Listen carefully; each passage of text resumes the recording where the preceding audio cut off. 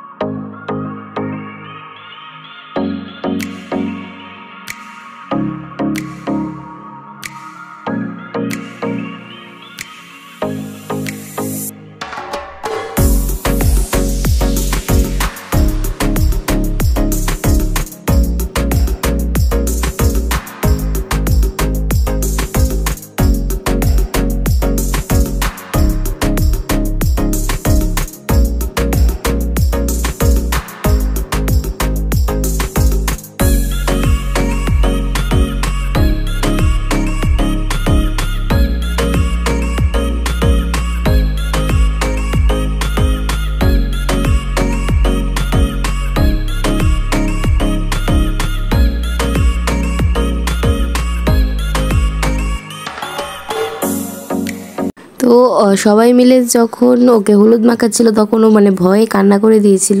আর এখানে সবাই হচ্ছে ওকে হাসানোর চেষ্টা করছিল বিভিন্ন খেলনা টেলনা দিয়ে। আর এইসব করতে করতে দেখো ও কিন্তু পড়েও যাচ্ছিল পেছন দিক দিয়ে, তার জন্য আমরা আগে থেকে হচ্ছে পেছনে একটা বালিশ সাপোর্টের জন্য দিয়ে রেখেছিলাম।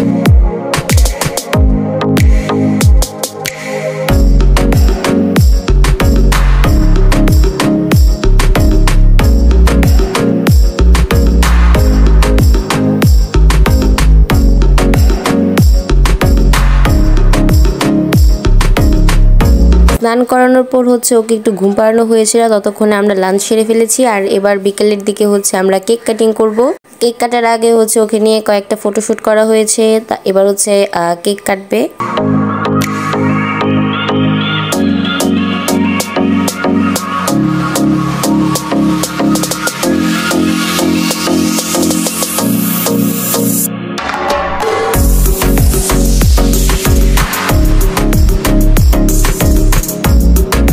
এইটা হচ্ছে তারপরের দিন অন্নপ্রাশনের ভিডিও। অন্নপ্রাশনটা অ্যাকচুয়ালি জিনিসপুর কালীবাড়িতে হয়েছিল, তো আমরা হচ্ছে সকালবেলা চলে গিয়েছি জিনিসপুর কালীবাড়িতে। আর এবার হচ্ছে ওকে রেডি করানো হচ্ছে, আর ও তো পুরো একদম কান্নাকাটি করছিল। আর সাইডে দেখো সব সাজিয়ে রেখেছে যা যা দরকারি জিনিস। আর এদিকে হচ্ছে আমি একটু নিজেকে ভিডিও করে নিয়েছি। এবার হচ্ছে মন্দিরে চলে গিয়েছিলাম মুখে ভাত দেওয়ার জন্য।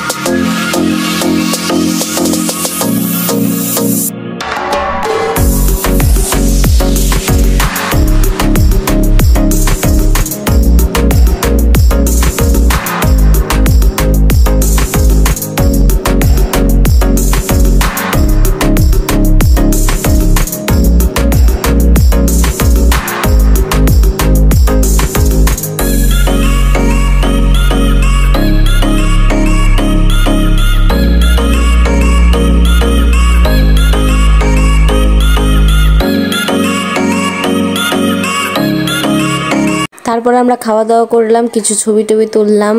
আসলে তারপরে আর ভিডিও করার কথা আমার মাথায় ছিল না, একটু ঘোরাঘুরিও করেছিলাম জিনিসপুর মন্দিরে। তোমার আজকের ব্লগ এতটুকুই, দেখা হচ্ছে তোমার সাথে নেক্সট অন্য কোনো ব্লগ নিয়ে। ততক্ষণ পর্যন্ত তোমরা সবাই ভালো থেকো, সুস্থ থেকো। আর অবশ্যই আমার ইউটিউব চ্যানেলটাকে সাবস্ক্রাইব এবং ফেসবুক পেজটাকে ফলো করে দিও।